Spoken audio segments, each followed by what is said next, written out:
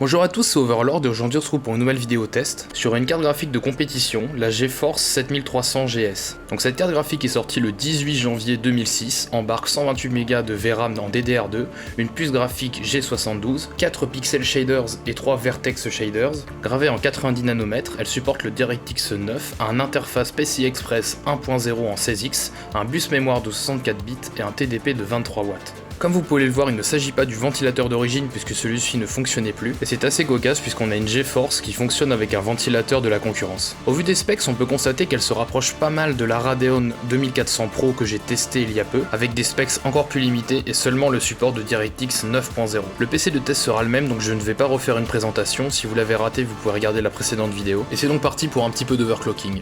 GPUZ indique que c'est une 7500, or j'ai vérifié avec la référence constructeur sur le PCB et ainsi qu'avec les specs affichés, il s'agit bien d'une 7300 GS. J'ai donc poussé la core clock de 550 MHz à 620, ainsi que la memory clock de 324 à 650. On peut voir à l'écran qu'il y a des bugs d'affichage sous l'environnement graphique de Windows 10. J'ai effectué différents tests d'overclocking, j'ai même remis la carte à ses fréquences de base, et les problèmes persistent. C'est donc bien l'architecture de la carte elle-même qui a du mal à afficher l'environnement de bureau. En load, on peut constater que le ventilateur de remplacement fait un bruit assez désagréable. Cependant, je n'avais que ça sous la main, donc on va garder ça. Alors on se retrouve sur Age of Empires Online en 1024 par 768, donc la résolution la plus faible du jeu. Même si on oscille autour des 30 images par seconde, ce qui reste assez jouable, on est confronté au premier problème de cette carte qui est la quantité de mémoire vive. Sur la carte d'ATI, les 256 Go de mémoire vive pouvaient suffire. Or là, nous en disposons de moitié moins, ce qui n'est généralement pas suffisant pour les jeux que nous testons, et donc crée comme on peut le voir une expérience très saccadée. Même si je dirais que pour jouer de manière casu, Age of Empires Online reste une alternative viable avec cette carte graphique. On se retrouve maintenant sur Half-Life 2 en 1024 par 768, tout au minimum. Lors des combats classiques, on peut voir que la carte s'en sort à peu près, mais dès lors qu'on a des effets volumétriques ou du post-process, les chutes de FPS se feront sentir, et on passe sous la barre des 15 images par seconde, on a un pic à 11.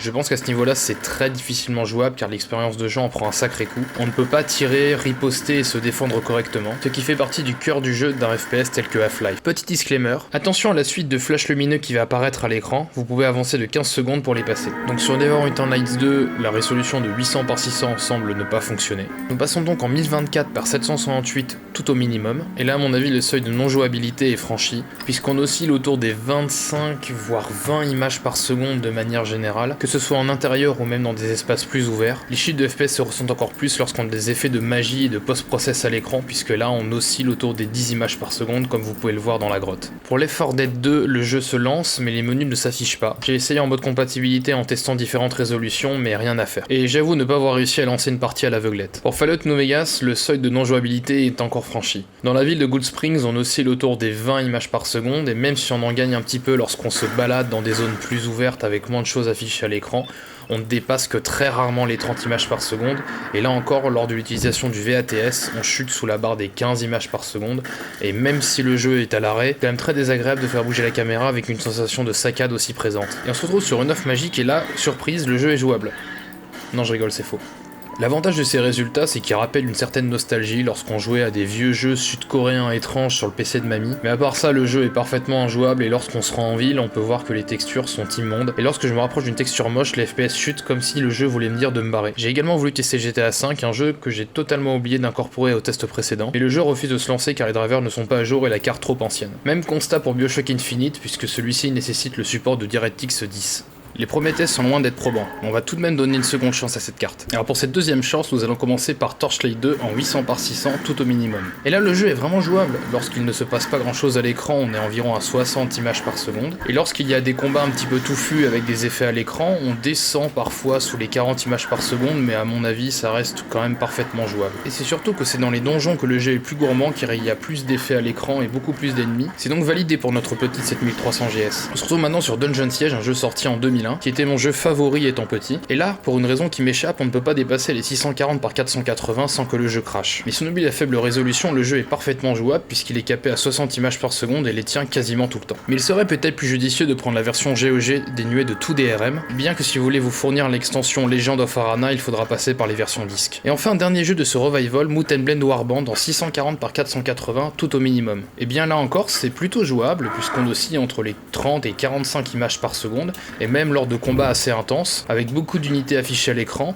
la carte graphique s'en sort relativement bien si on exclut la résolution très faible, ainsi que la disparition des corps des soldats tombés en combat puisque ceci entraîne une surcharge GPU et donc une diminution des performances. Du coup, que dire de cette carte finalement? Car si la carte d'ATI pouvait elle avoir un petit intérêt car elle était capable d'afficher le bureau Windows sans souci, de lancer quelques jeux si on était capable de pousser l'overclock, la 7300 GS de Nvidia c'est déjà plus compliqué. Dans la première batterie de test, presque aucun jeu n'est jouable. Et même s'il est possible avec des jeux très anciens ou moins gourmands de jouer correctement, cela implique des sacrifices non négligeables comme de jouer en 640 par 480 ou si on a un peu de chance en 800 par 600. De plus, comme vous avez pu le voir, pour de la bureautique c'est parfaitement inexploitable, puisque cette carte graphique génère des bugs d'affichage qui rendent illisible l'interface Windows. Et en plus de ça, ces cartes graphiques sont généralement fournies avec un petit ventilateur qui tourne à une vitesse folle et qui fait un espèce de bourdonnement dans les oreilles. Donc pour le coup, cette carte est à réserver pour des usages bien précis, comme par exemple pour établir un ordinateur de bureautique sous Windows XP ou Vista, car même sous Linux vous pouvez rencontrer des ralentissements, voire même une incapacité totale d'utiliser certains environnements de bureau. Comme dirait un explorateur bien connu, sa place c'est dans un musée.